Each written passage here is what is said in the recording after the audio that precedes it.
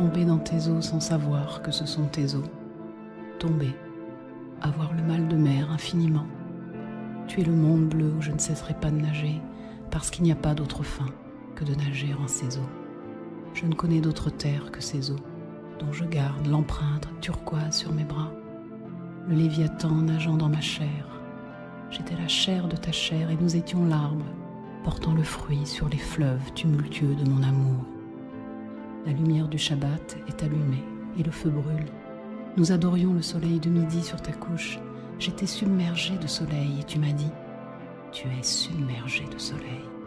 Puis je fus pleine de toi, je devins grande et lointaine et le silence cessa. L'océan fut.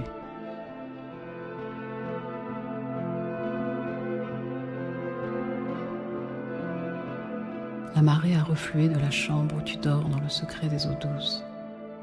Comme une bouée, ta tête entre mes mains quand ton corps déjà touche le fond. La brise se faufile entre nous, mon regard sur ton visage est un filet d'eau qui monte et glisse de ton souffle. Les vagues de ton corps gisent et s'éveillent dans le mystère profond de l'eau et l'attraction de la lune. Le vent ouvre des brèches pour faire entrer la lumière du soleil. La lune danse dans la spirale de tes rêves jusqu'à ce qu'une grande crue inonde la pièce et disperse les nouvelles brisures dans le secret des eaux occultes. Tu grandis. Ta tête est posée sur la rive de mes mains. Je ne toucherai pas à ton corps endormi. Je lancerai de petits cailloux au secret de la mer pour que les vagues s'arrondissent et se répandent autour. Ce sont elles qui répondent à l'attente de ton corps pour se fondre dans l'écume et t'offrir la mer, Jonathan.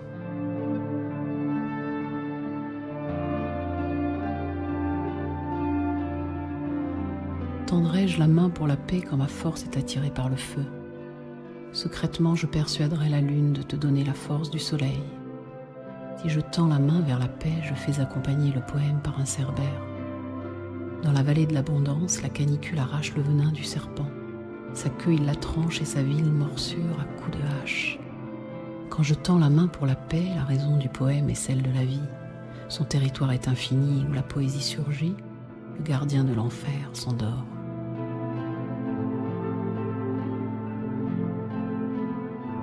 Quelle ombre claire cachée à la racine de ton amour. La rose de la chair chante le chant des douleurs. 3 fruits arrachés, leur ventre crie. Quelle ombre claire se cache dans ton amour.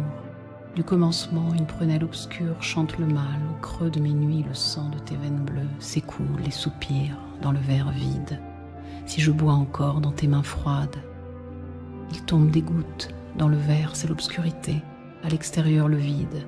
Ton visage monte un autre étage.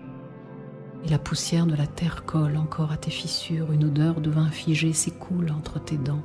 Comme un gouffre, ton rire est attiré vers la lumière violette, tirée contre la prunelle de l'obscurité, une lumière blanche et pure.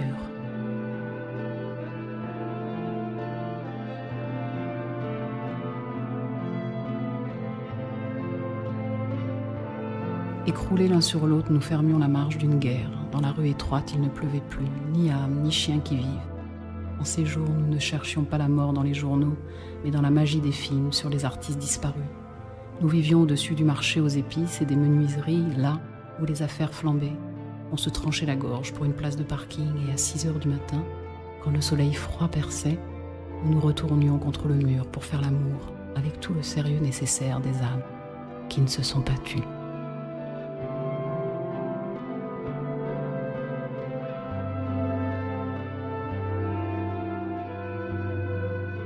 Nous aimions maltraiter notre amour, lui tourner le dos, pousser, balloter en tous sens et le voir souffrir de notre indifférence jusqu'à étrangler son cœur.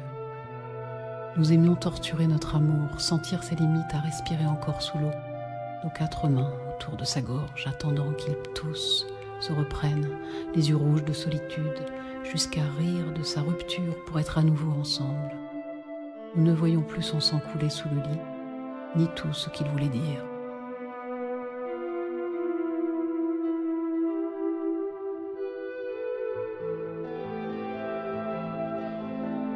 La ville intérieure tremblait. Fallait-il être vraiment désolé, demander pardon, se dire que la ville ne serait plus jamais la même? car la confiance et la paix dans son cœur obscur étaient atteintes. Au centre du salon, des observateurs étrangers sont entrés. Assis sur le canapé rouge, ils ont le regard réaliste de professeurs de mathématiques, le regard froid et de haut salaire, tandis que nous sommes enfermés dans les livres de poésie, nous sommes une citadelle dont les murs sont tombés, parce que j'ai laissé la colère éclater et invectiver ce qui fut. Les observateurs au regard froid ont dit qu'ils venaient par amour et admis que nous leur avions confié un pouvoir capable de détruire des villes sacrées. Tu ne me regardais plus dans les yeux, tu étais loin. Tu avais atteint la lumière et tu étais parti. Je suis restée près de toi dans le noir, j'ai murmuré ton nom, tu n'as pas répondu. Je voulais m'excuser, demander pardon. J'ai touché ton corps chaud. Et toi, tu n'as rien fait.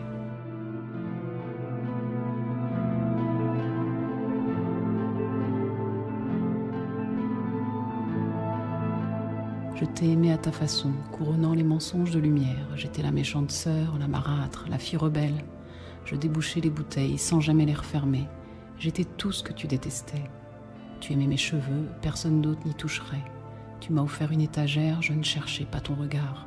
Dehors, les chats miaulaient, mon nom enroulé sous les voitures. À l'aube triste, j'ai crié ton nom. Je t'ai supplié de ne pas partir. Tu ne l'as pas fait. Mais tu as posé tes conditions, m'interdisant aux autres. Je t'appartenais. Sur le livre, j'ai écrit ton nom. Et tu m'as donné une fille. À elle seule, j'appartenais. Mais je devais baisser le front, rester pudique. Je n'allumais plus les bougies du Shabbat. Pourtant, notre chambre était pleine de prières. Je fermais les yeux pour atterrir sur ta terre tremblante. Je t'ai supplié de ne pas partir, puis de partir, mais tu n'es pas parti.